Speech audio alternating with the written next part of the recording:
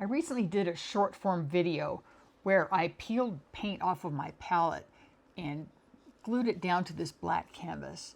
Now I don't use the throwaway palettes. I put plastic sheeting down on my painting table, and I can, when there's enough thickness of paint built up, I can peel this off and reuse it.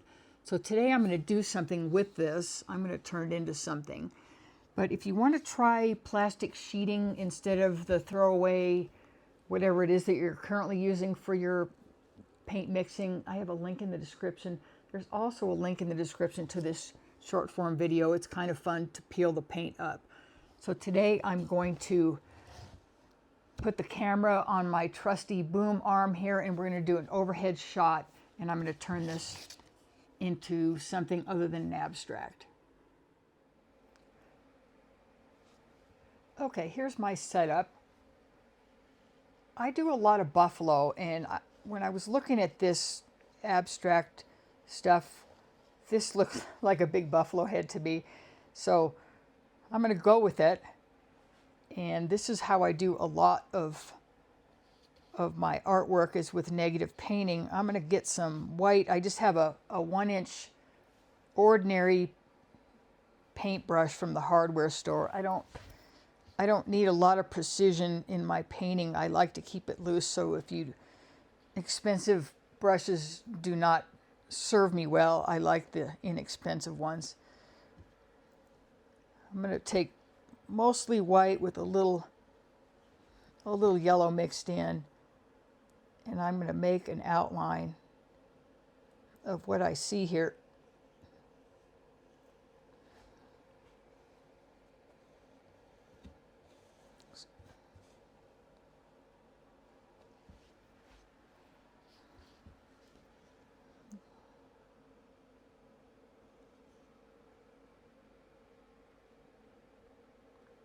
This is how you get real, authentically simple shapes.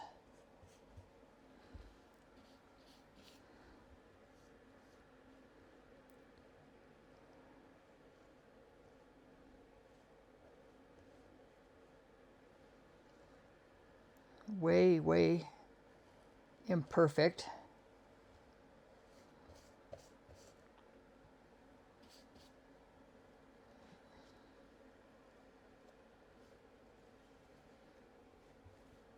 Certainly subject to adjustment, but if I get something down, then it gives me a starting point.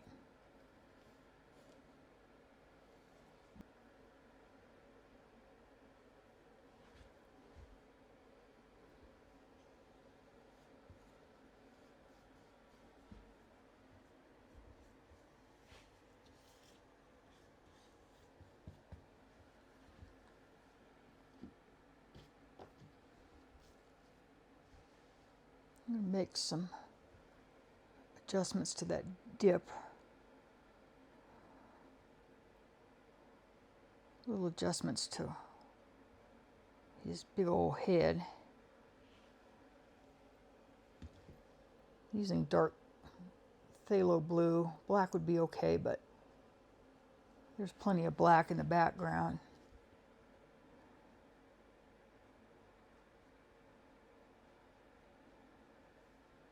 Just playing with the shape here a little bit.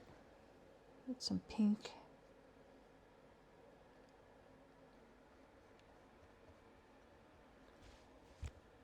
I'm going to leave this black interior, at least quite a bit of it, because it's a nice distinction from the color to the black. Make sure this stays fairly white up here for now. Can always change these background colors, but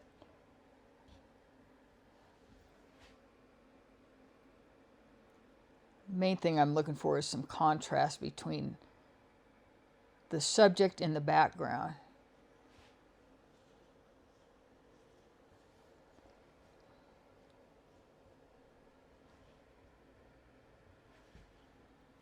The other thing that's fun to do Let me fix this a little bit. Their head is lower than their shoulder, so I want to make sure there's plenty of shoulder sticking up there. So what's interesting to me about buffalo shape is the big block head and the high point up here that slopes down. It's different than a cow and it's different than a horse. I don't really do cows, but I've done lots and lots of horses, and once you get used to the buffalo shape, it's really an interesting profile. I always do profiles too, almost always, because I just like the way that looks. Little beard. I think this beard has a name, but I forget what it's called. So.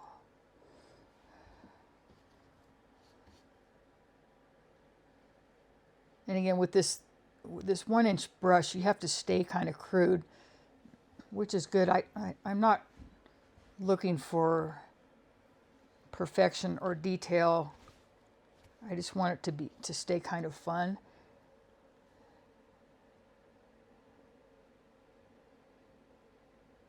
And not realistic. Let me see. Get some more dark down here. Contrast. Then I take my trusty wooden candy apple stick, and while the paint's still wet, it's fun to make marks in it. I can make a spiral sun. I like primitive petroglyphy kind of things.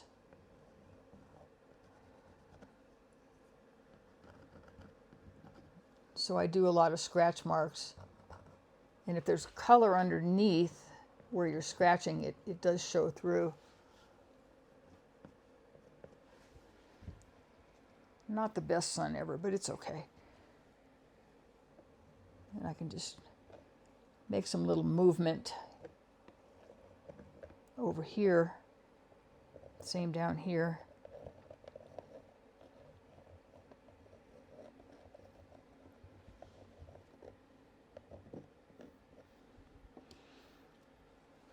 So I think this fine buffalo might be on top of a mountain.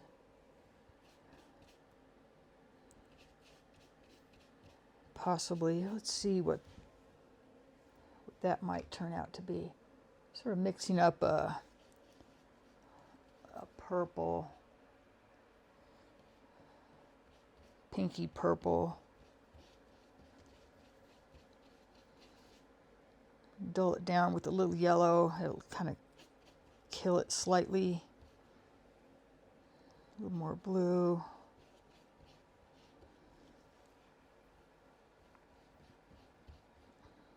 Make it lighter, add a little more white. Anyway, not a big deal either way. Let's get a mountain going on here.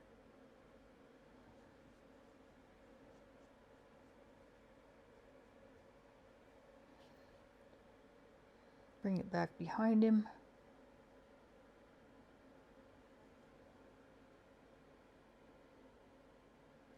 Let it trail off over here. Get the sides. I like to paint around the sides so the design continues.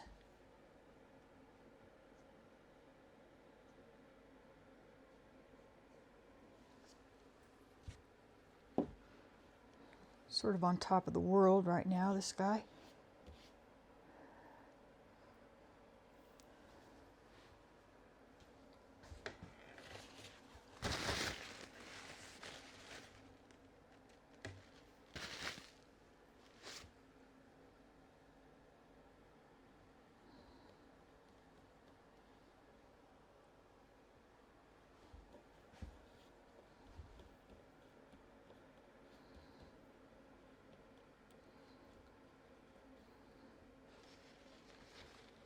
So we're going to give him a little forest.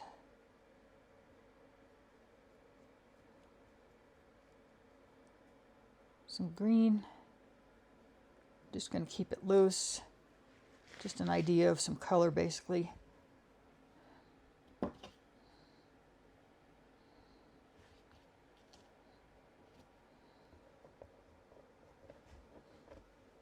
Scribbly marks.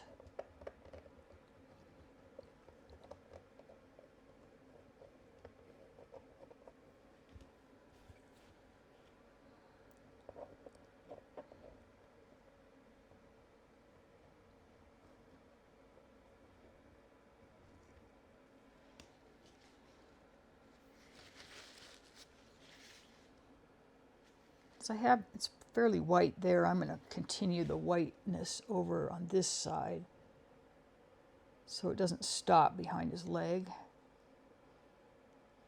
Some white down here, keeping it thick.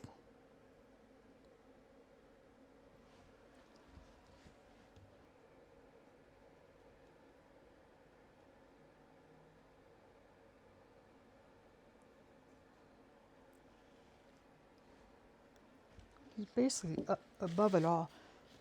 So since buffalo, I associate buffalo with Yellowstone. I have this old Yellowstone brochure that's a few years old, and it's kind of a throwaway at this point. So I wanted to do a little collage in the middle of this guy here. So I found something that says "Forever May We Wander." It's from an ad. I like that sentiment. I like travel theme, summer vacation kind of thing. So I'm going to take this piece right here. Maybe it's a little bit much. I like to tear and not cut, so it looks a little more impromptu.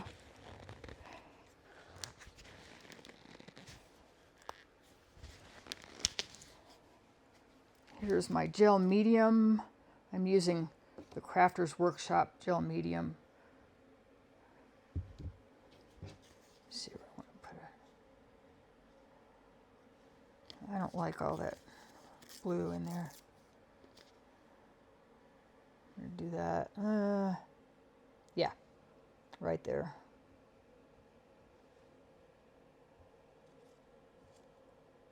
Glue stuff down. Push out the excess.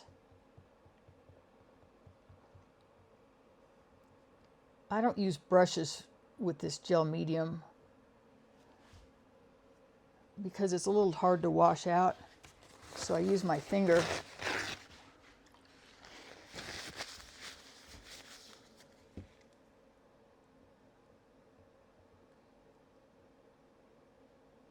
Got some paint on there, which actually looks all right.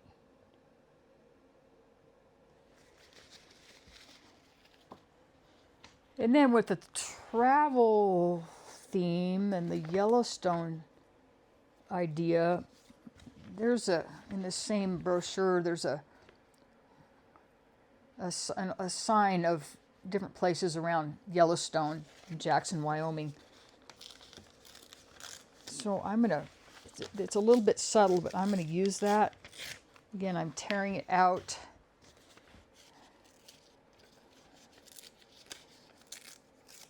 I'm going to tear off the edges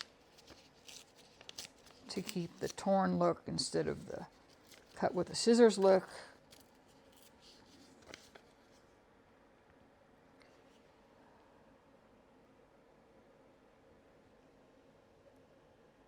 A little bit of gel medium goes a long ways.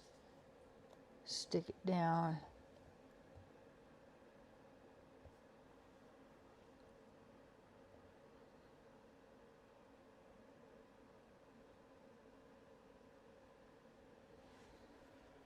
So there's a little collage.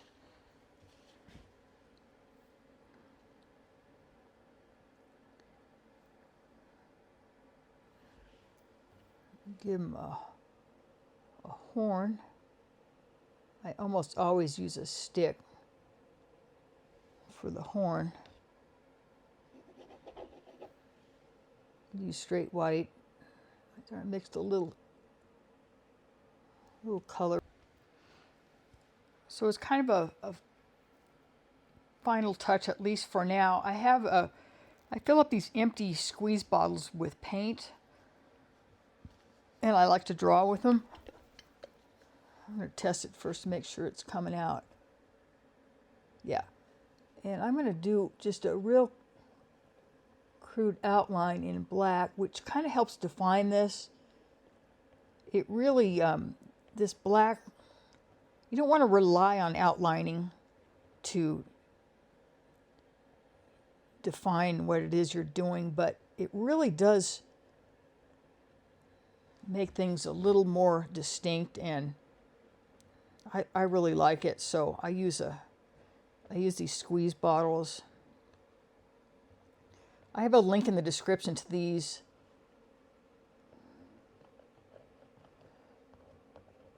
If you want to try this, it's a real nice free-form way of drawing with paint. You don't have to buy paint in a squeeze bottle. You can do your own. You can put any kind of paint in there that's fluid enough to move out. You know, it could be house paint, could be whatever.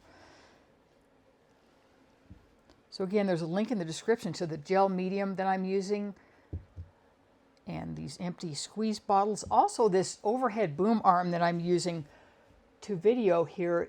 You should, if you don't already, I really encourage you to video some of your work. This is an easy way to start, is to do, if you happen to work small on a table, you can do overhead shots.